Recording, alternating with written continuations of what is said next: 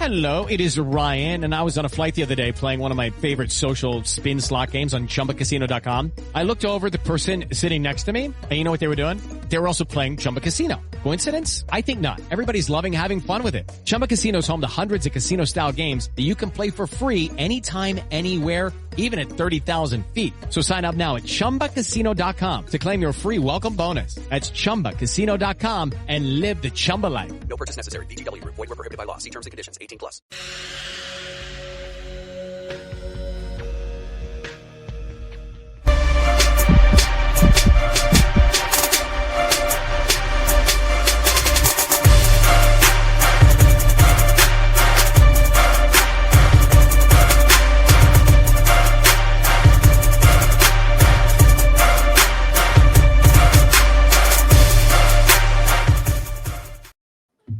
Welcome, everybody, once again to the Dynasty Pulse right here on Fantasy Sports Advice Network. I am bigz. I have Grindberg with me. Coach is down there. We got Chev in the building and Schultze. You guys, tonight is a very, very special night for a few reasons.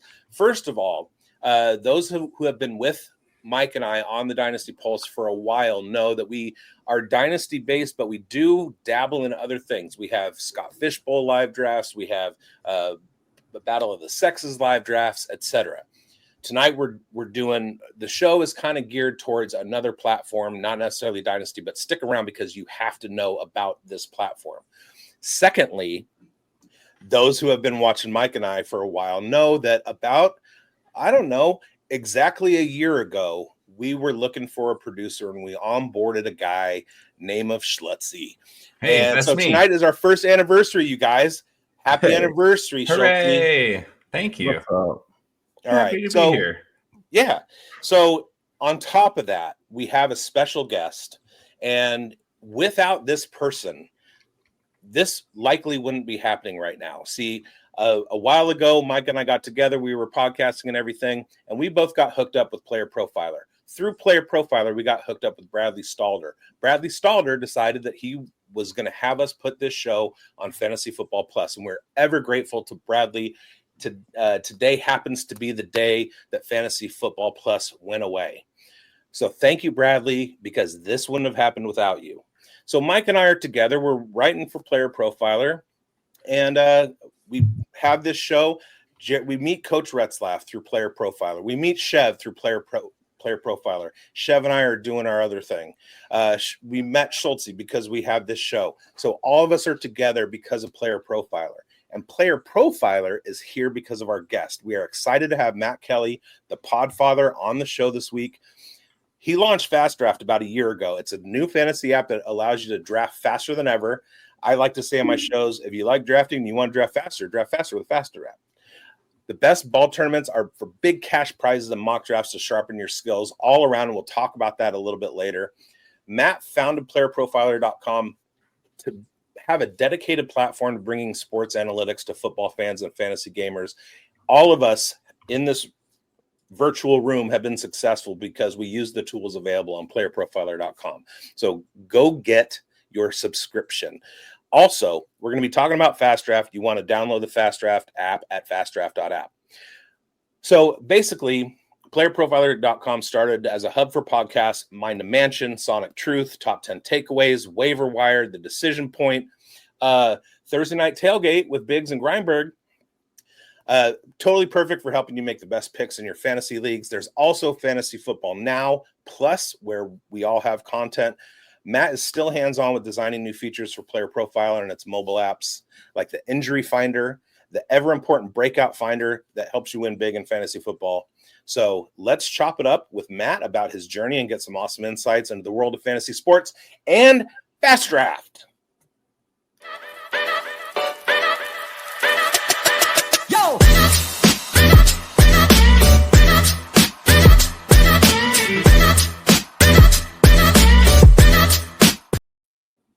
Matt Kelley, what is up? That's a great introduction. Wow. I'm honored. That was really nice. Welcome to the Dynasty Pulse, Matt. Oh, well. I think bigz did a pretty awesome intro. He told a lot about what you're doing right now, but continue that torch. We're going to pass it on to you. Tell us everything that you've got going on right now. I know Fast Draft's a huge focus for you right now, so tell us about it. Yeah, I mean, we're gonna talk some football here today. That's first things first, is we love football, and I built Player Profiler because I was collecting all this data for the podcast and decided I should just put this out there so everyone can see it, because I set it up so, like, basically Player Profiler was designed to help someone podcast, look up players on the fly and get some stats you can talk about on the fly. And when you watch like a show like the Minded Mansion show or something like that, you can see I'm doing that on the show. I'm pulling up the player as we're talking about him. I'm pulling him up on the screen. And that just sort of kind of worked out, that it turns out the way that a podcaster might want to look up players and consume fantasy data is the way that most people would. So that made sense. And then, recently we rolled out this Fast Draft app because people love fantasy, but there's been so much innovation in the pick'em space and with betting, but fantasy, it was a little bit left behind. And I was always thinking, man, there's got to be more that we can do with best ball. So we rolled out this Flex 4 game where you draft any 6 guys, the top 4 into your lineup every week. So you can draft in like 6 minutes. You can put together like 150 teams, a whole portfolio of teams. There's an all rookie game called Origins, where you draft 6 rookies and the top 4 into your lineup every week. And in our rookie drafts in Dynasty, we're drafting, 4, 5, 6 rounds of rookies. And so it just aligns perfectly with a best ball tournament where, hey, I'm just going in, I'm drafting 6 guys every week. I know the top 4 are going to score, and we're also rolling out like a more of a traditional best ball game that's not just draft 6 super quick. It's draft 15, but it's still fast, right? It's still going to be faster than, it's going to be at least twice as fast as your average best ball tournament. So the big complaint people have with a lot of this off-season fantasy is that the drafts take too long, and so Fast Draft solves that. So that's the whole genesis of the idea. And as it turns out, it's a pretty good platform. We're indebted to the developers, designers that made it happen. Check it out for yourself at fastdraft.app. And you can see why it's so popular, right? We have another tournament, another rookie tournament, Origins Chaos 2 is about to fill. It's like over 80%. And then we're going to roll out the next one. The next rookie tournament is going to be the big one. It's going to be the $50,000 prize pool one, where you can max enter. You could probably draft at least 75 teams in that. And you can show your receipts, right? So like Chev can show his receipts. Hey, when I was drafting on Fast Draft in March, I'm at 35% Kyle Williams, right? Just like Cody Carpentier is like, I'm at 55% RJ Harvey. So that's what you love to see. Exploitable ADPs, that's what you have right now, even though it's not way too early. It's just early now. It was way too early. And now I think you could just say it's early. And we're still early, still very exploitable. And the Flex 4 game, where people were drafting rookies before the draft, was very exploitable. So there, you could see Judkins, Trevion, Tet McMillan going 6th round in that contest. And now, the draft happens. They all land well. No surprise. Suddenly they're going a round or 2 earlier. But, at every point in the season, there are exploitable ADPs. But you can optimize how much you're exploiting if you can draft more. So if you can do a bunch of drafts in an hour, that's you're exploiting a lot more than if you can only grind out 1 draft per hour. So you think about it like that. There's a lot of ways to think about it with fantasy gamers that are serious and feel like they have some edge, that this Fast Draft game would appeal to them. And I think the best thing about it, especially pre-draft, pre-NFL draft, and throughout the summer, is that you have degens like us who are, putting together shows and putting together mock drafts. And so we're drafting rookies from basically February through now. And there's nothing to show for it because it's a mock draft. We're basically kind of getting an idea of where the market is and everything. But fast draft, you're putting your money where your mouth is, and it pays off at the end. And you can do that as early as January, February, whenever the game rolls out. So it's not for nothing. It's you're getting that edge because you're doing the reading, you're watching the shows and everything, and you have more information than the next guy.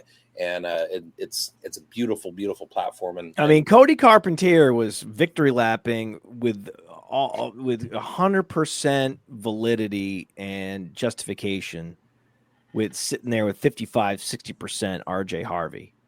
I mean, when you're getting RJ Harvey in round 3, and now he's a first rounder, like, whoa. Yeah. Whoa.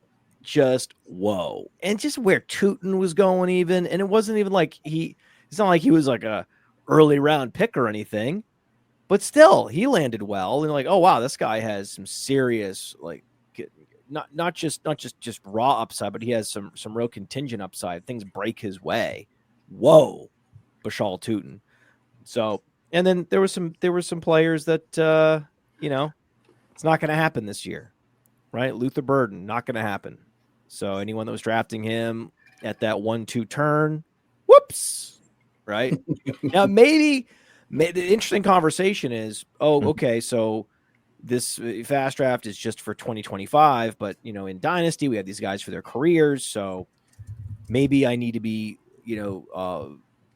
focused on this year for sure, because guys are crew value if they hit, but they're not dead if they don't. Bottom line is, you want players that are going to do well this year in Dynasty. There's going to be a Rome Odunze that doesn't necessarily perform well, but he has enough draft capital and there's enough to like he gets the offensive coordinator and he has the quarterback going in his second year and all these things and no Keenan Allen. So yes, there are cases where everything falls into place to propel a player into year 2 after underwhelming in year 1. Literally everything has to fall just right, like Rome Odunze, for his Dynasty stock not to fall significantly. Otherwise, you're Keon Coleman, you're oh my God, you're Xavier Leggett, like, you're dead. Right now, Keon Coleman's not dead, but based on what we saw last year, it's a very big concern. Leggett is dead because they drafted Tet McMillan to take his job. So we saw I actually thought, maybe I could be crazy, but maybe I thought Leggett played better than Coleman last year, but the Panthers sent the message that the Bills did not send. So now, of course, I would rather have Coleman, but right. Anytime you're drafting Jonathan Brooks, anytime you're drafting players that are not going to perform in year 1 in Dynasty, or that you can't necessarily project for big numbers, like a Luther Burden, like a Egbuka, I don't know what you're doing, man. Like, you're not getting production this year, and even if you're in a rebuild, it's not like you're accruing value to maybe trade for future first rounds. I don't know what you're doing. Hey, Matt, first time, long time. Going back to your Fast Draft app, a cool thing out there is capacity in everyone from COVID, right? They have 20, 30 Dynasty leagues, and then they drop them. There's turnover there. Best Ball affords you that opportunity to go beyond capacity. But there is one element of management to these fast draft tournaments. Speaking to Cody Carpentier for his high RJ Harvey exposure, how can a gamer strategize with how they allocate where their flex is lined up? So Carpentier, Cody's got a great edge right now, 3rd round to 1st round. But how can the fantasy gamer utilize some strategy for the flex spots? Well, yeah, so it's all flex. All these the games we have now are all flex. Even the defense game, we have a D-up game, all defense. And basically you just draft any defensive player and the top 4 into your lineup. You don't have to worry about what position they play. We do have these boosters, and the boosters are like, 2x, 1.5x. So if a guy gets injured in training camp, one of the nice things about the boosters is if a guy gets injured in training camp, tears an ACL, you can nerf his booster and minimize the damage, right? Or if a guy that you drafted in the 6th round, suddenly he's elevated throughout training camp, you can tag him with a higher booster before, because it does, the boosters don't lock until the season starts. Yep. So that's a nice little element. It's all optional. The boosters get set as soon as the draft happens, then you can tweak them as you go. So what Cody can now do is he can go and look at some of these teams that were Harvey was defaulted to a low booster because he was a 3rd round pick, maybe even a 4th round in some cases. And he can go jack the booster up. He can even have a couple RJ Harvey in the number 1 booster chair. And now he's even more unique because, there's other people that drafted Harvey, but maybe they didn't have the foresight to go jack the booster up. So he might be up against, let's say he's he's in the standings. It's late in the season and he's up against a bunch of other RJ Harvey teams, right? That makes sense. Yep. But they might have had him at a lower booster level than Cody did because he went and he had the foresight to go tweak those boosters before the season started. So that's an extra little strategy element that I think is interesting. Not enough people took advantage of it last year. So for example, most of the top teams in the Flex 4 game, they had Saquon Barkley. They drafted Chase Barkley. That was the common start to those that were in the top 5 in the standings last year. None of those people in the top 5 flipped their booster and put Barkley at 1. They all had Chase at 1. Yeah. If anyone had flipped their booster, they would have won the tournament. And that would differentiate the chop. It would have, it just would have been the difference, right? So if let's say if I have multiple, like last year, if I had multiple Chase Barkley teams, it would be optimal for me to mix it up, to have some with Barkley in the number 1 booster and some with Chase the number 1 booster. And it's probably better. You're better off putting more Barkley than Chase because you're more unique that way than everyone that's just sticking with, okay, my 1st round guy is my top booster guy. Well, that again, that didn't work out exactly that way last year when you looked at the teams. And so it's interesting to see this year who's going in the 2nd round, who could be that player this year. So if we look at at a Flex 4 draft that just happened, okay, so Flex 4 draft just happened like an hour ago, and in the 2nd round we had Brian Thomas, Ashton Genty. Ashton Genty still went at the 202. That's too late. Okay. So if I'm the person who drafted, let's see what they did. So it's 10-person drafts. So this person took Nico Collins at the 109 and then Ashton Genty at the 201. Okay. He should probably put Genty in the number 1 booster. Just on principle, I think this guy's going to score more fantasy points than Nico Collins now. Right. But talk about exploitable. This is after the draft and Genty's still going 2nd round. That doesn't make any sense. So the conversation I think is between Genty and Gibbs. Wherever Gibbs is going, that's where the conversation should be. Right. I mean, are you guys with me on this, or do you think he's clearly behind Gibbs?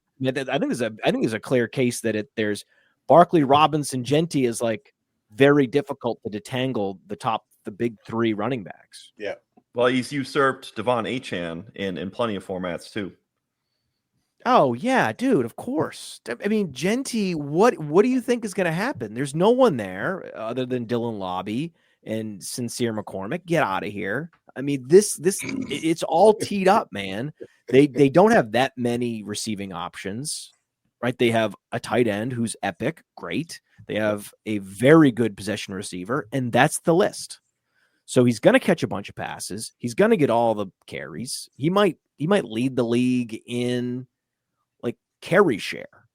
Usually running backs drafted that early do. Yeah. I mean, look at Saquon Barkley in year 1. Look at all these guys. I mean, Trent Richardson had a breakout season in year 1 because the Browns just fed him all season. What receiver would you threshold Janty towards? So let's go cross position. I would only take Jamar Chase over Ashton Genty. I would take basically, if it were me drafting, and I can't draft in the flex, obviously, in flex 4, I would have 4 running backs in my top 5. It would be like Barkley, Bijan, Chase, Genty, Gibbs. Like, that's my list. And then like Jefferson and Lamb and Neighbors, but that's my list. I would want those running backs. Those are the maximum upside running backs. And then it's interesting. Like after that, I think it's McCaffrey, right? So where do you take McCaffrey? Where do you take Henry, Achane? I think it's interesting. I think McCaffrey still is the upside play in these tournaments. I mean, if he's healthy, then he's by far and away, he's going to finish top 1 or top 2 as a running back, handling his normal workload. And there's just Jordan James and Isaac Garendo, to the Garendo lineage, no disrespect intended, for him to contend with. So there's no one to contend with if he's healthy. So I totally agree with that point. I mean, in this draft just happened. Doesn't make sense. Judkins and Henderson went after Waddle and Godwin. And David Montgomery, James Conner. Doesn't make any sense. It doesn't make any sense. What are we telling doing? you, if you're watching this program, you need to go get fastdraft.app now and it's run the Flex this back. 4 game is the most exploitable right now. Listen to this, like, and go take advantage. Matt knows what he's talking about. We'll get back to fast draft. Isn't this the normal? Not normal. Isn't this the most popular, most like chalk advice to give people at this time? And actually, right up until the season kicks off, is that you should be overweight on rookies in seasonal leagues. Well, especially at the running back position. Yeah. Yeah, running back position with good landing spots with guys in front of them that are cuttable and don't have huge cap hits and they have better draft capital than there's a bunch of that out there. There's going to be people that, are all the way up until kickoff are just not getting it with RJ Harvey. Like RJ Harvey's ADP in best ball and in all these high stakes leagues. Well, maybe high stakes, his ADP will get right. But any home league, any seasonal league, it's RJ Harvey is it's the offseason will expire before they get his ADP right. Hey, will it get to RJ Harvey or Marion Hampton?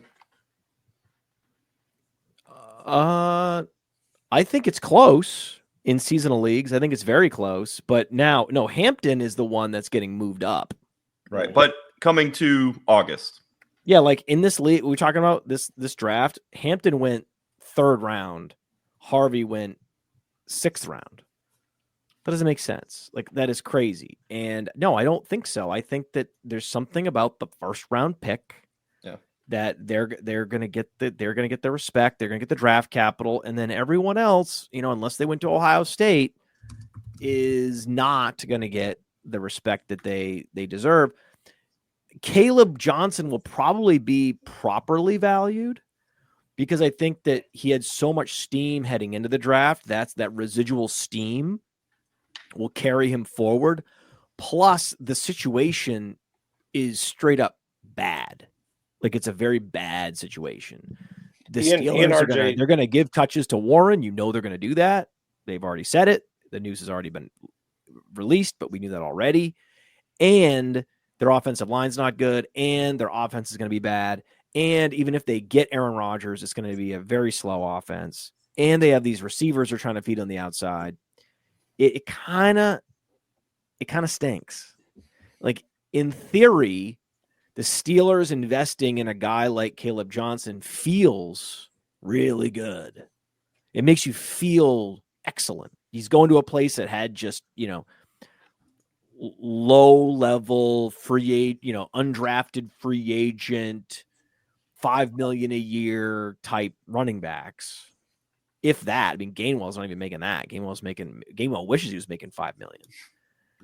And so he goes to that spot. And you're like, okay, this is a team that likes to run the ball and Mike Tomlin and not much touch competition and, right pedigree. It just feels so good, him going to Pittsburgh. And then when you dig into it and you start thinking through what's going to happen, how much touchdown equity is there really? I don't know. And as of Sunday, the discussion was Johnson over Harvey. I think that's that's changing a little bit. Let me get into my question then, because it's really revolving around the power 6 running backs here, Matt. And outside of Genty, there's 2 to 6. Hampton's really steamed up in the last 48 hours, but Henderson, Johnson, Harvey, they seem to be a bit of a logjam before the draft.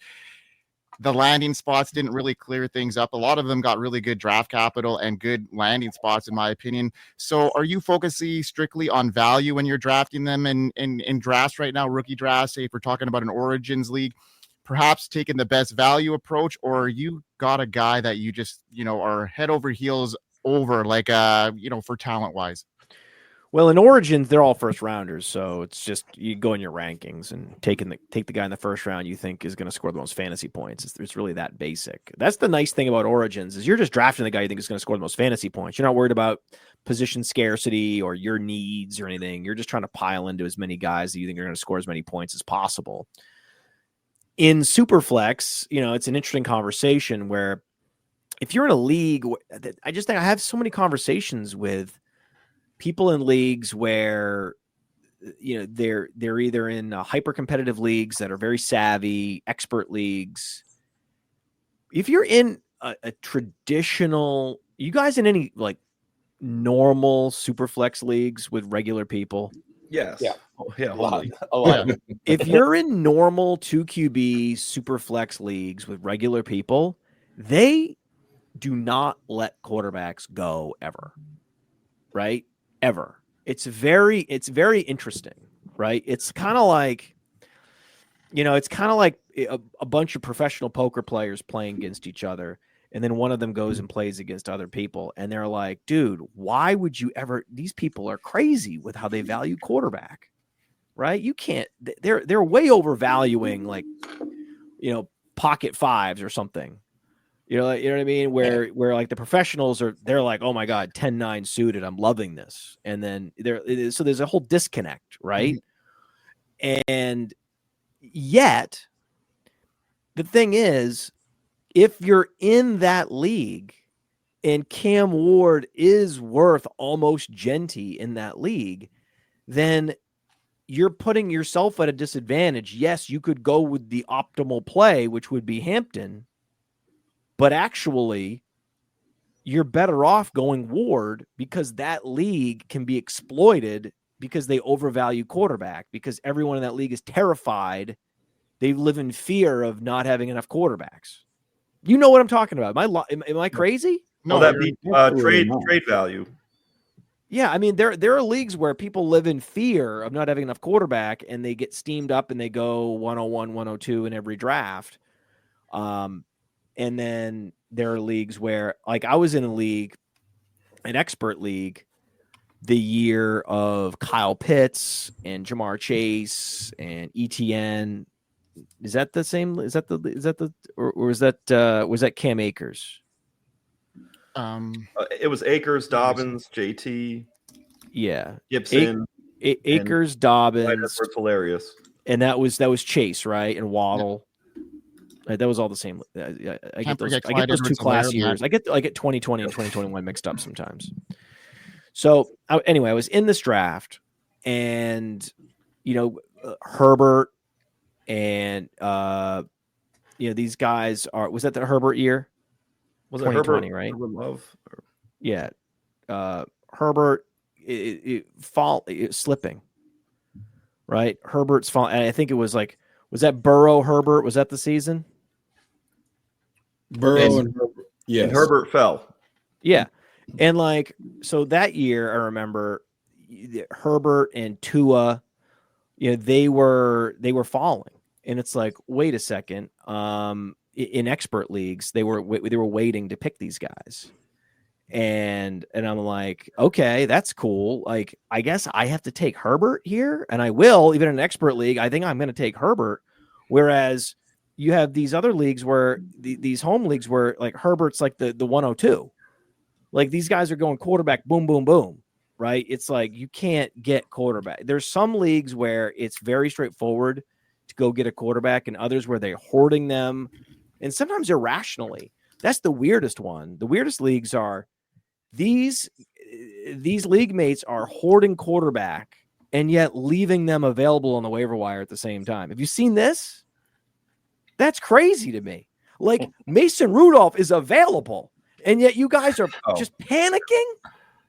You see what I'm saying? Yeah, you're getting into the any QB on a 53 mindset. Scott Connor's big on the RB, and he attested to the QB strategy as well. So you got to have that right mix of people in the league who are scarce on quarterback, not fearful on the cutoff after QB2 because they're stacked.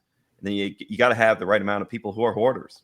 You have to be willing. You have to be willing to not feel good about your QB2. You have to be willing to do that. Especially when you look at how many backup quarterbacks made it into lineups last year, and we're able to carry fantasy teams week after week. You could scan the waiver wire and pick up a guy here and there, and you're not stressing over filling that last spot. You got some good draft capital on some of the other guys you picked up, and you have some depth in your lineup. Yeah, I have no problem with that. Happens every year. Hey, in those leagues, like I don't even mind taking Cam Ward and flipping him. Well, just under 70 quarterbacks start every single year in the NFL. Shout out to Ray GQ. Okay, so this is the league I'm talking about. It was 2021. Okay, so 2021, Trevor Lawrence, right? Trevor Lawrence. I was in expert leagues where Trevor Lawrence fell to the 103, 104. Can you believe that? Where it went Jamar Chase, it went Kyle Pitts, and it went like a running back, and then it went like ETN or Najee Harris, okay, and then Lawrence was going 104, 105. So these were expert leagues, and then but Trevor Lawrence was the consensus 101 in these other leagues, where the less sophisticated fantasy gamers that are too nervous about quarterback, he was like Lawrence was the locked in 101. And then I was in these leagues with experts, and they were taking Kyle Pitts at the 101 in tight end premium. I was like, oh my God, look at the difference here. These people in this other league, they would never dream of taking Kyle Pitts at the 101. It's just a completely different mindset that people have. Hey, while we're talking quarterbacks here, I want to talk about Cleveland, man. After the draft, this has turned into an absolute mess. As far as fantasy goes, are you touching this room at all, or just avoiding it at all costs? The quarterbacks? Yeah. In Cleveland. Correct. I mean, in Superflex and 2QB, I want all these guys. I want Mason Rudolph. I want Jameis Winston. I want Daniel Jones.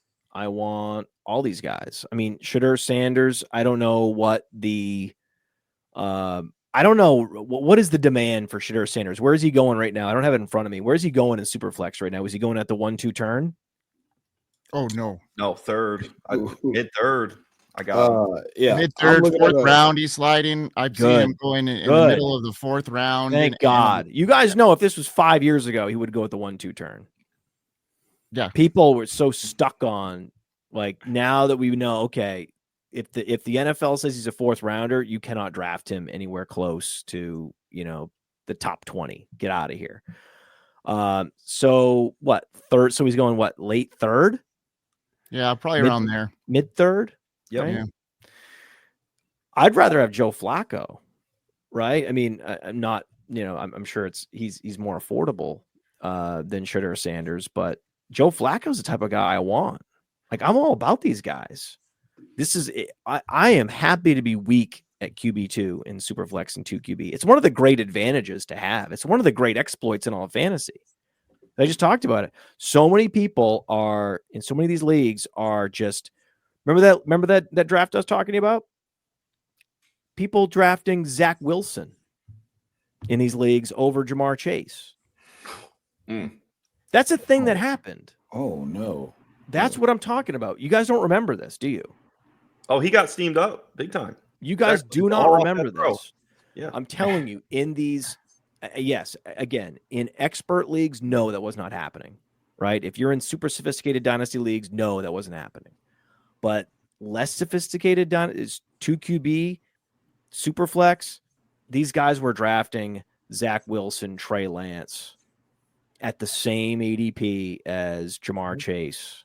They absolutely were. It was a thing that was happening. Most of the time, by the way, it works to just, let those quarterbacks go and have the courage to, not be sure how good your QB2 is. Not be sure. I'm fine with that. I really want a super strong set it and forget it QB1. That's understandable, but you've got time to figure that out. And you don't have to pay for that. It's not like that guy's that expensive, right? How many quarterbacks are there that aren't that expensive in Superflex and 2QB that you can set your watch by? In the last 2 years, Trevor Lawrence was very attainable. I would feel fine. I'd feel great about Drake May as my QB1. I don't think necessarily Patrick Mahomes is like inexpensive or anything like that, but CJ Stroud, perfectly fine. Jared Goff is about as secure as it gets. I wouldn't feel bad at all about having Jared Goff as my QB1. How about this? How would you guys feel? What if someone said their QB1? Oh, Purdy. That's the one. You could I just post up Purdy in my QB1. There's no risk to that. It's beautiful. In fact, there's upside with Purdy. If their defense is as bad as it was last year, then Purdy's going to be airing it out. So you have Purdy at my QB1, and then I'll mix it up. I'll figure it out with QB2, right? We're going to do some Tyler Shuck maybe, or maybe in this game I'm playing, maybe I already picked up Baker Mayfield 2 years ago when he was a nothing burger. Bryce Young last year. Yeah, or you picked up Bryce Young off the scrap heap or whatever, man. And my bench has a bunch of, Daniel Jones types. I'm not letting those guys go. People try to trade for them. I'm like, get out of here. You're not getting a quarterback from me in a throw-in. So these guys that are hoarding quarterback at the top are doing it wrong in Superflex and 2QB. You need to hoard quarterback at the bottom. That's the way to win.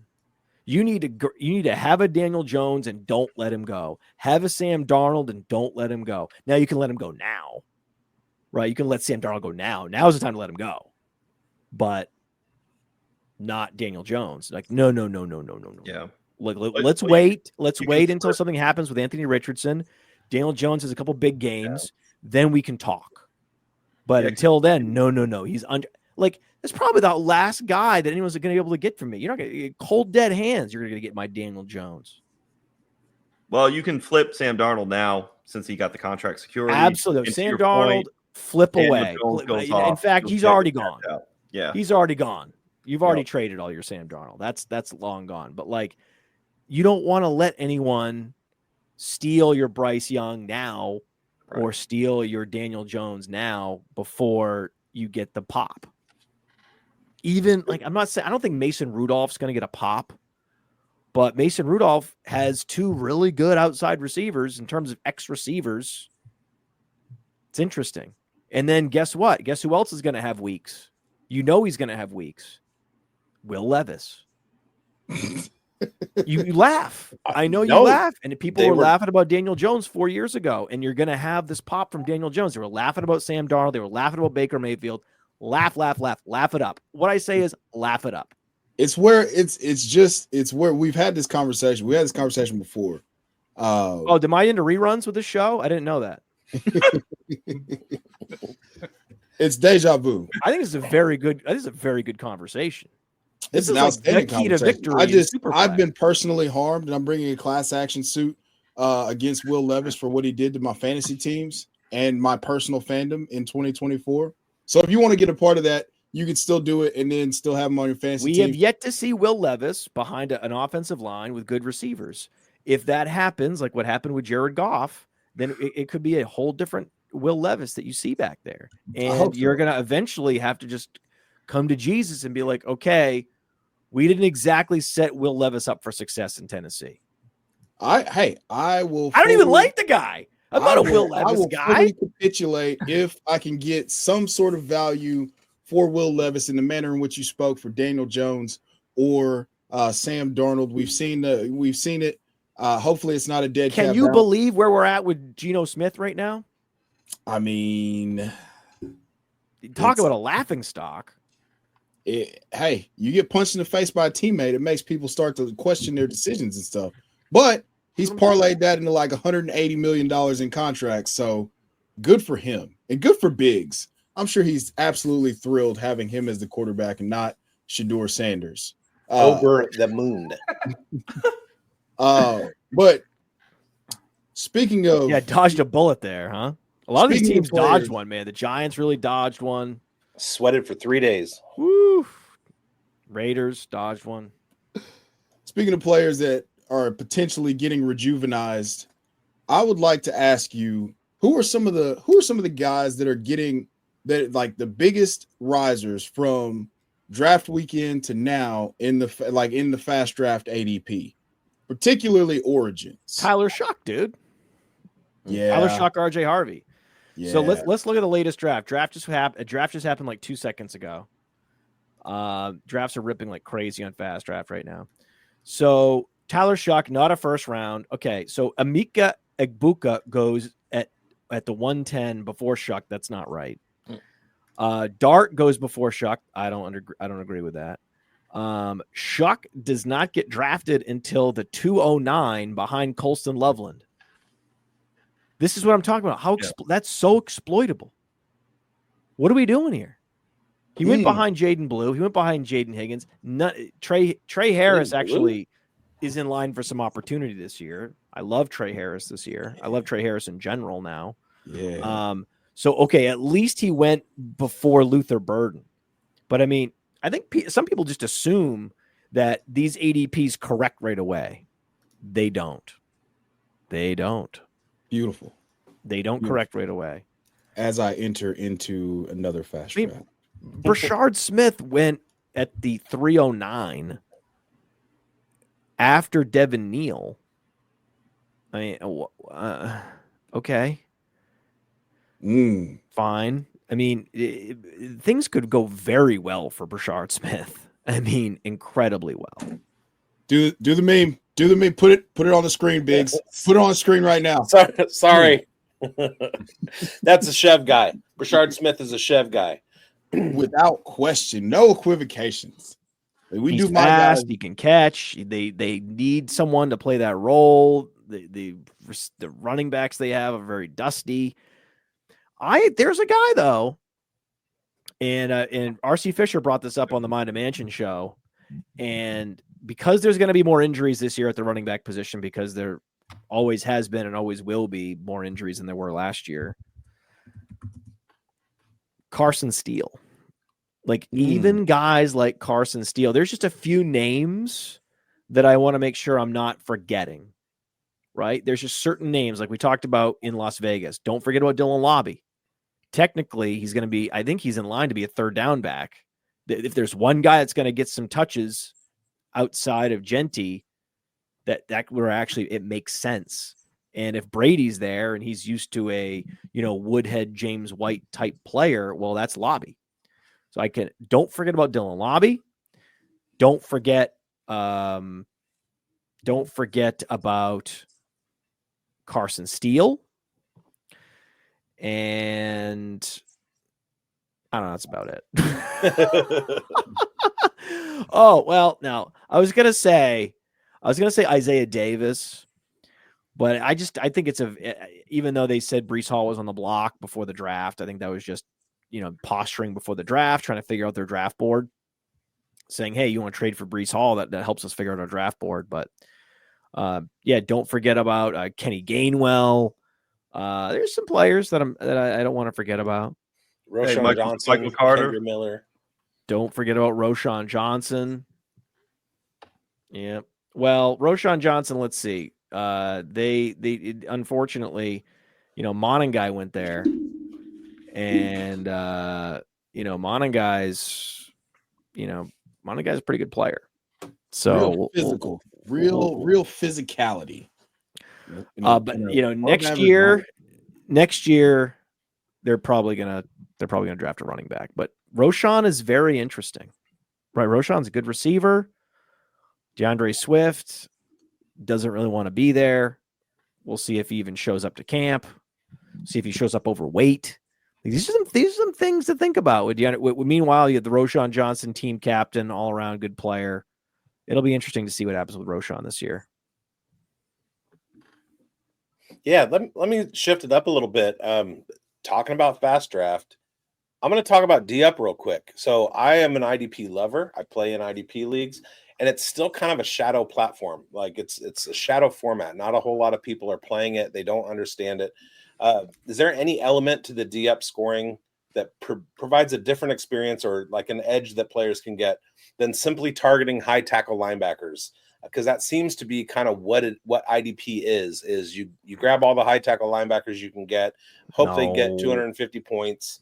What sets the D-Up game apart from just like standard sleeper IDP scoring? Well, first of all, anyone that wants to join an all defense best ball tournament, there's a draft book to rip off in the D-Up. There only needs one more.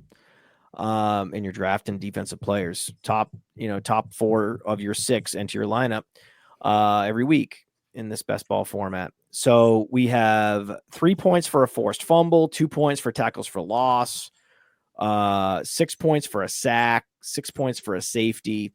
So we have big points for edge rushers. Edge rushers are the premium position on D-Up. It's both edge rushers and, of course, high tackle linebackers. So very balanced scoring. There's about 3 or 4 or 5 D-backs, mostly safeties, that get drafted. So yeah, I think it's cool because some of these high tackle linebackers, they're technically not that good. They don't command big contracts, a lot of draft capital. So when they're at the top of an ADP, it's weird, right? I like D-Up because when you go to D-Up on Fast Draft, the guys that are at the top are the guys that we all know are good and are difference makers in real NFL and are making all the money and getting all the draft capital. So I like seeing Hutchinson. I like seeing TJ Watt. I like seeing those guys at the top. Micah Parsons, Myles Garrett. Those are the guys that should be at the top, in my opinion. And it just so happens that the scoring is such that those guys are at the top. I think the first linebacker off the board is Zaire Franklin. Yeah. Tackling fuel. Yeah, Zaire Franklin's a tackling machine. Boo to the it makes sense. He's great. He's very good fantasy defensive player, but not as exciting as strip sacks, tackles for loss, stuff from a Max Crosby. So going back to Origins and the rookie on the offensive side of the ball, Matt, can you tell us who is significantly undervalued and whose market do you think is just overheated completely? So divergently, who should be going in opposite directions? Right now, there's a player who's too high and a player that's too low. Who stands out? So we just talked about the draft just happened while we were talking. And this is the first draft. We have RJ Harvey going ahead of Ted McMillan. So that's interesting. Oh, wow. Ted McMillan's going to be a monster this year. So I would not sleep on Ted McMillan. Ted McMillan is teed up to be, he's everything you want, all the production you want, early in your career, late in your career, consistency. And he found an NFL team that wasn't buying what Todd McShay was peddling. This a week at the catch point nonsense. I was a sucker for it. I thought that's what teams were thinking about poor Ted McMillan. And so I fell for the banana in the tailpipe on that. But it's almost always going to be running backs. Like in this particular draft that just went off, only Scadaboo was the only running back to go second round. Rest of it was, Shuck and Trey Harris and Higgins and all these guys. I think that Jaden Blue is going to be very interesting, and he's a guy I'm targeting. I don't know. Chev, who would you rather have right now, Blue or Smith, Brashard Smith? Who would you rather have? Me personally? In fantasy. That's the wrong guy, this question. Yeah. It's Brashard Smith. But you agree, Blue maybe has an easier path to touches, right? And that's where you were at with Rico Dowdle too, because you were the one holding the flag for Rico Dowdle for a while. Well, so the interesting thing here is you've got the role that they've been trying to fill with various players outside of Jerick McKinnon since Jerick McKinnon left. They were looking for guys to be able to catch passes. Like they throw it to Kareem Hunt and he would like fall down and maybe, kick somebody on the way down. Isaiah Pacheco just wasn't very good, when he came back from the tibia injury, tibia or fibula. I can't remember which one it was, but he just wasn't very good or efficient. So, and then there's Carson Steele, and then there's Brashard Smith, who represents all the things that they need. And that offense functioned at an elite level when Jerick McKinnon was catching passes out of the backfield. He won people fantasy championships, and this is almost a one-to-one comparison in terms of what his abilities are and what's missing from the backfield in that offense. So I personally understand why people say Jaden Blue, but they've spoken lovingly about how Javonte Williams fits in Clayton Adams' gap scheme and how Miles Sanders can really play and he's earned his stripes and all that stuff. So I'm going to believe that they're not just going to cut those guys or not give them touches in year one, unless Jaden Blue just blows everybody's socks off. Okay. I like it. And how much? I like it. I like it. I varied? think it's close. I think it's very close. It definitely is close. Yeah. I'm not saying that there's a vast chasm when it comes to who does what, but I think that for me, I've been, after watching Brashard Smith's film and almost like drooling at different points of it, I can't get off the fact that he's with one of the best quarterbacks in the best ecosystem in a role that they struggled to replicate without a type of back like a satellite back like Jerick McKinnon. Jaden Blue has pretty good tape too. But okay, so 5th round, okay, fast draft origins just happened. This just happened. Touchdowns are a big deal in fantasy football. Am I right? Correct. Yeah. So let me talk. Go Points through this. Good. Let's do Points the thought good. experiment. Who's going to score touchdowns here? You ready? So it goes top of the 5th round. Harold Fannin, Savion Williams, Isaac Tesla, Ty Felton, Taj Brooks, Jordan James, Pat Bryant, Trevor Etienne, Torrey Horton, Gunnar Helm. What player doesn't belong in the 5th fucking round?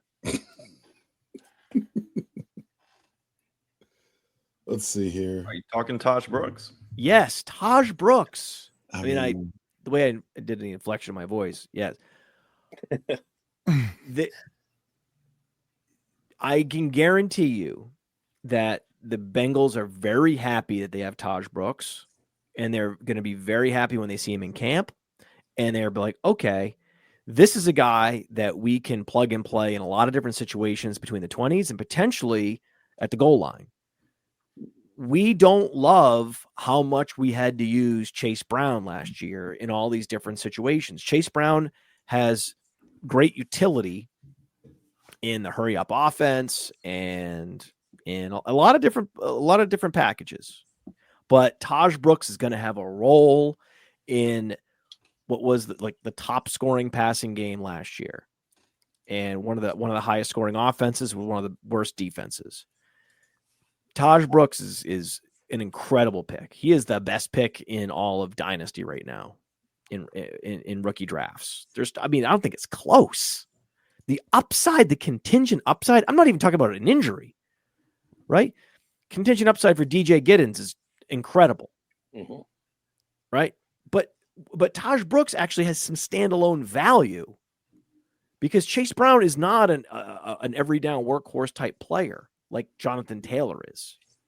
So this idea that even if you like DJ Giddens for this year, I mean, you got to go Taj Brooks, man.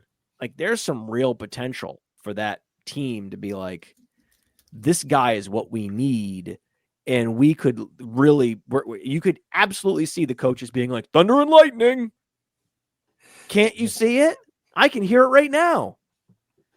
To make you feel a little bit better, Go ahead. I saw him go in the beginning of the fourth round today in a rookie mock, so he's not sliding that far anymore. So people are on him, and maybe because of guys like you that are steaming him up right now. I mean, he's got a really good opportunity for some, playing time right out of the gate here. So yeah, I like that call. Thank God. And I do like DJ Giddens a lot. I love contingent upside. I especially on a guy with the chronic ankle problems. I love the contingent upside of DJ Giddens. I love Taj Brooks.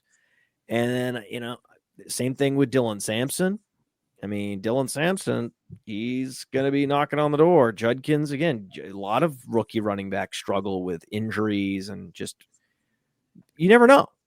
What's your temperature on Devin Neal there in New Orleans? Devin Neal's another one. Now, RC Fisher thinks that Devin Neal is just a guy. RC Fisher's wrong. Yeah, I think that's pretty. I like Devin Neal. I think he's kind of an all-purpose, good player. I don't think he's as good as DJ Giddens, but I think he's a Taj Brooks level player, and I think that it just if he went to the Bengals, we'd be really liking him. It's just that the Saints is a very tricky situation. There's not a lot to like there. Alvin Kamara is super established, but you could carve out a role. I think the easier role to carve out, though, is Woody Marks. Like, Mixon has no business, playing on the outside, playing on third downs. It's over for that. Like, they need to just use him between the tackles and call it a day, and then find someone else that has more dynamism and these other elements of the game. And that's why they drafted Woody Marks, and he was a former receiver. So I like Brashard Smith. Why? Former receiver. I like Woody Marks. Why? Former receiver. Jaden Blue. Like, these guys are really good receivers. So they have roles teed up for them. And so I like this. I like this role for Marks. I like the Texans offense a lot. I like CJ Stroud a lot this year. Now they've decided to talk about making a statement with your weaponry. Wow. Texans are doing it. Brother. Yeah, the Texans did a lot in their draft this year, and I think Jeremiah spoke on one of our shows that he steamed up CJ Stroud. He's a guy that came off a low year, and now he's got a bunch of weapons around him. What are your thoughts before we wrap this up on CJ Stroud there, Podfather? Yeah, I think CJ Stroud, he's probably the most expensive QB1 I'm looking at right now. Right. So I talked about how Purdy is in the center of my Venn diagram for QB1s in Superflex and 2 QB leagues. Stroud is the high end. Right. Stroud, I really like. I don't think he's going anywhere. I like that they're investing in him, in his weapons. I thought he had a really impressive college profile. He's done nothing to, I think, convince me that he's anything other than, a long-term cornerstone player for their franchise. Even though like in Dynasty, he's taken quite a fall, right? So he was like top 5. Now he's closer to 10, QB 9, 10. I think Drake May is just very expensive in Superflex all of a sudden. You had to get him last year, or now it's going to be very difficult to get him. Herbert, though, I think Herbert is my starting point. I want Herbert. I want Stroud. I want Purdy. Those are the 3 quarterbacks that I want to build around, that I can feel the best about. Set it and forget it. The top of my super flex and 2 QB dynasty teams. And then I'm just figuring it out at QB2. And I think that's a real way to get leverage on the field. Use those bench spots in dynasty, especially in 2 QB leagues, to have, say, 3 or 4 quarterbacks that have outs. You know, like Jameis Winston. Who do you think Jameis Winston's going to start games this year, guys? I hope so. 4 games. 4 Maybe games. a handful, yeah. I don't. The think he's people gonna deserve start it. at all. Well, bigz is convinced that Jackson Dart's going to win the job in camp, so his answer is no. But I'm convinced that we're going to get possibly the greatest 3-week stretch of Malik Neighbors that mankind has ever seen, and we're gonna, that's going to feed families. I mean, this is the quintessential fantasy boom waiting to happen. If we can just get Russ out of the way. Maybe he gets his wife pregnant again and she goes into labor during training camp and he has to miss some time. They let the young pup who doesn't even know how to call out a cadence. We let him get that figured out during training camp. And then we get pure Jameis. 4 games from Jameis, guys. Yes. So you got to have Jameis on your fantasy team. You got to have him. You got to have him on. And why would you have Tua? Right? Tua's not moving the needle at all. And yet in Superflex and 2 QB, you have to pay something to get him. Mhm. Right? You have to give up a decent asset to get Tua. He's not free. Right? So, but a guy like Winston, and the guys below him, the Daniel Joneses, the Winstons, the Kirk Cousins, they're all, and then you also can take shots on guys like Joe Milton. Yeah, this is what I'm trying to do. This is what I'm trying to do. Will Levis, 6 or 7 of these guys on my taxi squad on my bench in 2 QB. Mac Jones. Mac Jones is a great one. Oh my God, that's the one. That's sexual, right behind Purdy. Oh my God, yes, he would be awesome. I have all this Purdy, so I don't want that to happen, obviously. But They arbitrage, right? yes, But if it absolutely. does. If you have Purdy, you must have Mac Jones. If you just let Mac Jones sit on the waiver wire, if you have Purdy and 2 QB, you're an idiot. All these leagues, most of them, they go 30 deep. I'm sure you have a player you can drop for Mac Jones. Yeah. Anyway, absolutely. I can't believe that's how we're ending the show.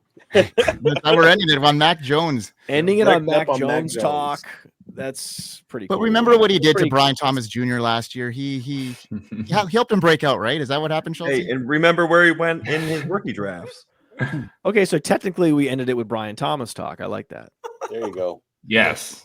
Podfather, what an honor to have you on this show. You helped a lot of us get our feet in the door in this industry, and we really, really appreciate you coming on, spending over an hour with us, talking ball, talking, your platforms that have been so successful, and we wish you all the best with Fast Draft. It is coming a long way, and hopefully we'll see it up here in Canada sooner than later, so I can start talking some origins and getting into some of these tournaments that you guys have been grinding out for the last year or so. So Matt, tell everybody where they can find you and all your stuff. Obviously we know where we can find it.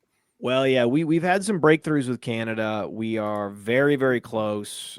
We've been developing this ID scan to get around to kind of address the identity verification thing that we have to do for Canada. To be in compliance. So the tech is very close for us to opening up Canada, with the exception of Ontario. I know it's a big exception. Okay, I get it. It's a big exception. But still, there's something like 40 million people in Canada. Yeah. And the vast majority live outside Ontario. So this is good news. And you know what? We're going to be a part of your country in probably half the year anyway. So you're probably going to go through all this work anyway. And we're going to be the 53rd state or whatever it is there. Oh, man.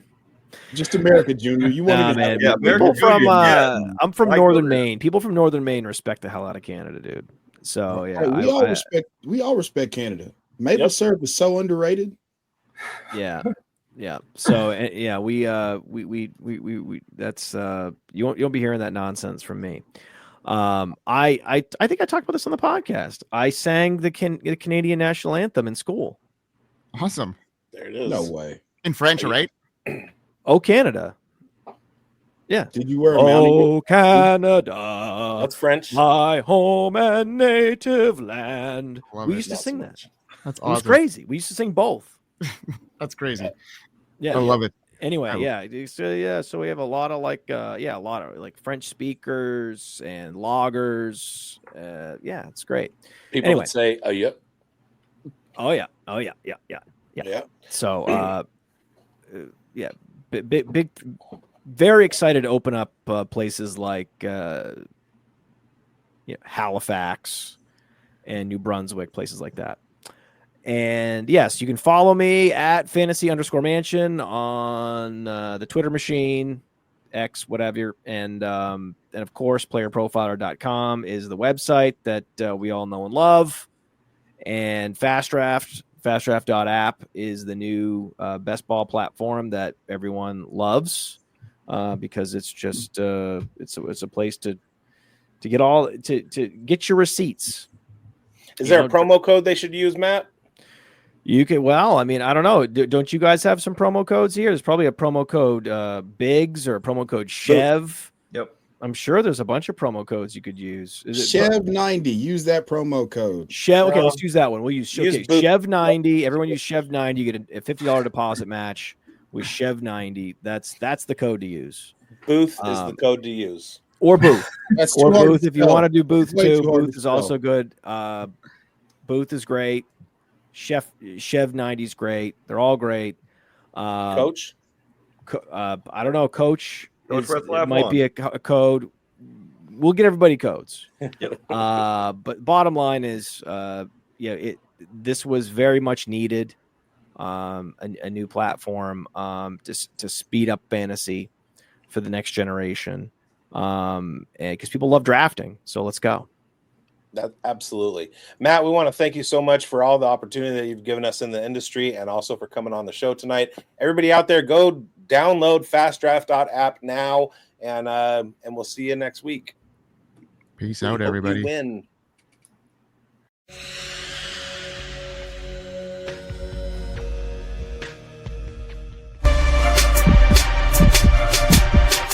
Step into the world of power, loyalty, and luck. I'm gonna make him an offer he can't refuse. With family, cannolis, and spins mean everything. Now, you wanna get mixed up in the family business. Introducing The Godfather at ChumbaCasino.com. Test your luck in the shadowy world of The Godfather slot. Someday, I will call upon you to do a service for me. Play The Godfather now at ChumbaCasino.com. Welcome to the family.